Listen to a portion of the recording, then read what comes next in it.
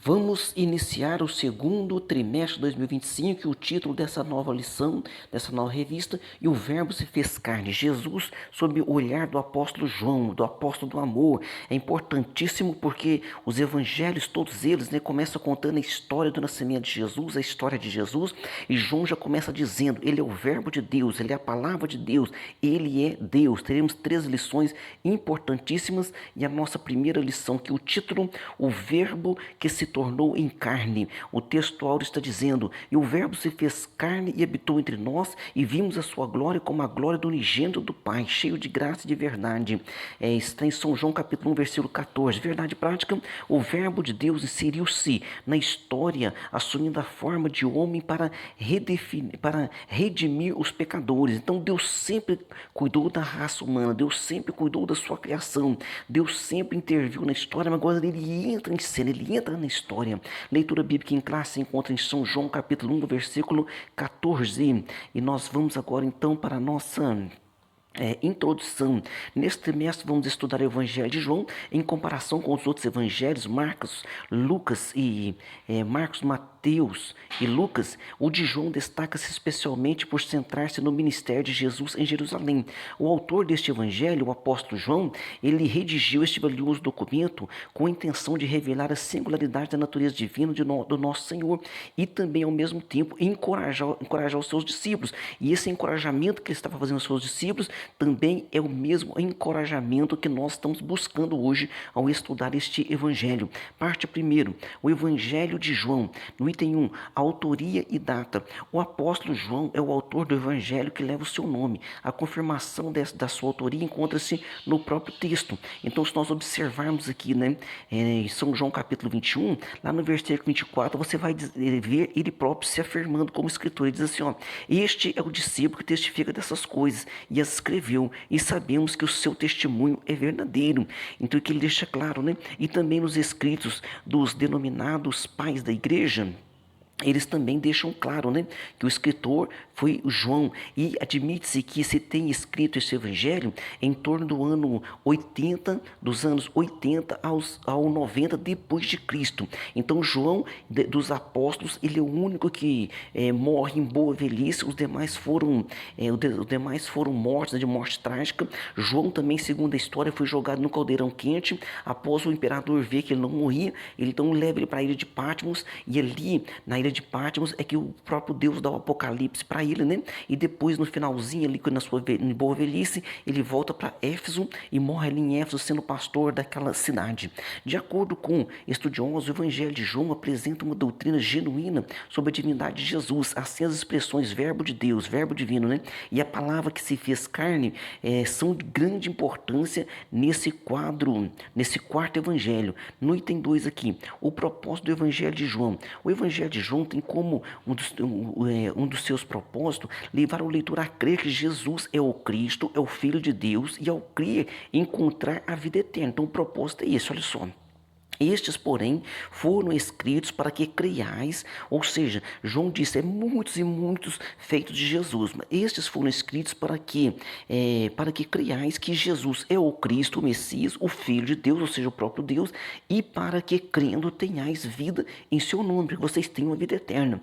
Não é por acaso que os especialistas referem-se à primeira parte do primeiro capítulo, como o prólogo de João, ou seja, a apresentação desse evangelho. Nesse trecho, o apóstolo apresenta Jesus como filho enviado de Deus ao mundo para fazer parte da história, ou seja, o próprio Deus agora entra em cena na história. Assim sendo, Logos é a palavra encarnada. Logos é palavra.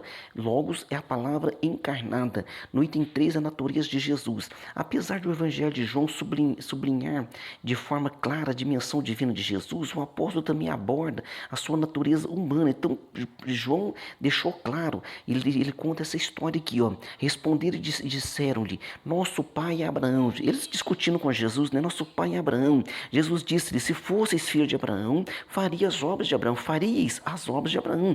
Mas agora procurais matar-me a mim, homem que vos tem dito a verdade, que de Deus tenho ouvido. Ou seja, eu sou um homem que tenho falado a verdade, que tenho ouvido do próprio Deus. E Jesus conclui, Abraão Abraão não fez isso. Então Jesus está dizendo, Abraão me viu, Abraão conversei com Abraão, porque nós chamamos de teofania, quando o próprio Deus se manifestava a homens, né, de forma angelical, e nós vimos ali que quando aqueles 3 anjos aparecem a Abraão, um deles é o próprio Jesus conversando ali com Abraão, e Jesus falou isso para os fariseus, Jesus diz, Abraão viu o meu dia e se alegrou. Então nesse sentido o evangelho de João não só realça a divindade de Jesus como filho de Deus, mas também discute a sua humanidade por meio da morte expiatória do nosso Senhor em favor dos pecadores, dos pecados de toda a humanidade. Em João, tanto a divindade quanto a humanidade de Jesus são afirmados. Então João afirma que ele é Deus, e João também afirma, ele é o Filho do Homem, ele se fez carne, né? Se fez homem por nós.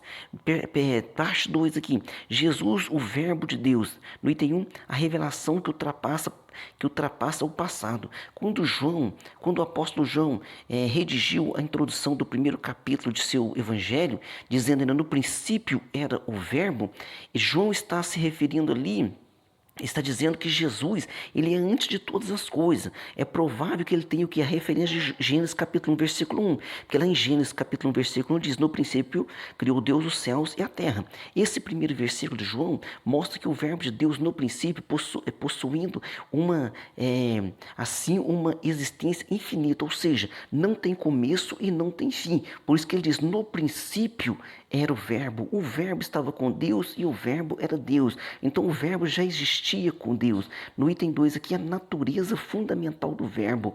Tal como Deus é eterno, também o verbo o é. Mais adiante, em Apocalipse, o apóstolo João descreve o verbo como o alfa e o ômega, o princípio e o fim. Diz o Senhor que é, que era e que há de vir o Todo-Poderoso. Então olha a descrição de Jesus aqui, através do Apocalipse de João. Assim, conforme o seu evangelho, o evangelista apresenta Jesus como o Logos de Deus, a palavra encarnada que habita entre os homens. Portanto, enquanto o verbo encarnado, Jesus é reconhecido por muitos e adorado como Deus. E é o que nós fazemos. Nós o adoramos como Deus e reconhecemos que o próprio Deus, né, se fez homem e habitou entre nós para nos dar a vida eterna, para nos salvar com o seu sacrifício, o seu sangue derramado, e fomos comprados pelo seu sangue, segundo disse o apóstolo Pedro. No item 3, no princípio era o verbo. Conforme já referimos no grego do Novo Testamento, a palavra que se traduz por verbo é logos e significa palavra. O conceito de logos traz consigo a noção de expressão tanto da razão quanto da linguagem. Nesse sentido, a forma mais adequada de compreender este termo relaciona-se com as maneiras pelas quais Deus se manifesta ao ser humano. Assim, o conceito mais apropriado para logos encontra-se em Jesus, que representa a expressão da divindade e revelação de Deus. Por isso que o próprio Jesus diz, né?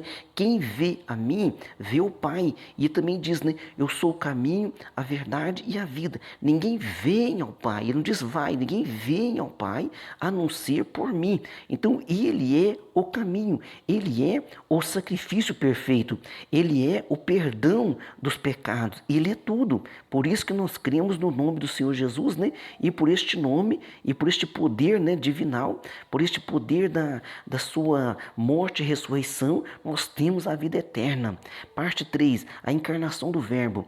No item 1, a manifestação do verbo e a luz do mundo. João identifica Jesus como o Criador de todas as coisas, mediado pelo Pai através do poder da sua palavra. Então João deixa claro, né? Ele estava no princípio com Deus, todas as coisas foram feitas por ele, e sem ele nada do que foi feito se fez, ou seja, ele é o Criador. A seguir ele faz uma distinção entre trevas e luz. Aí João faz essa distinção, dizendo assim, ó, nele estava a vida e a luz, e nele estava a vida, e a vida era a luz dos homens, e a luz resplandece nas trevas, e as trevas não o compreenderam, ou seja, as trevas não admitem Jesus. Então ele diz assim, ó, a seguir ele faz uma distinção entre a luz e as trevas.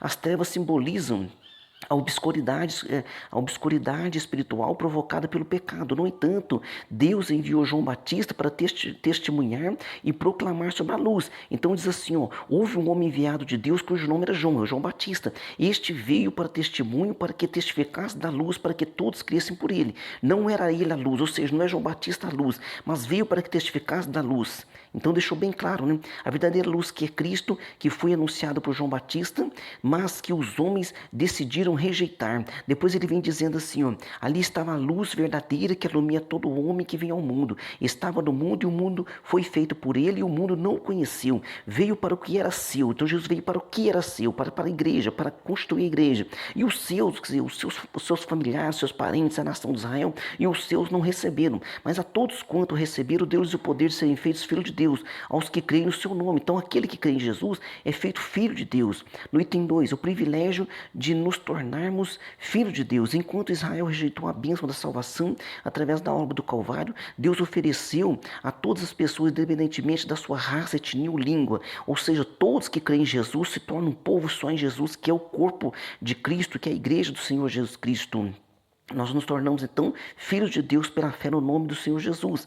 Tanto aos judeus quanto aos gentios, a luz manifestou-se para revelar o plano da redenção, o plano divino da salvação para toda a humanidade.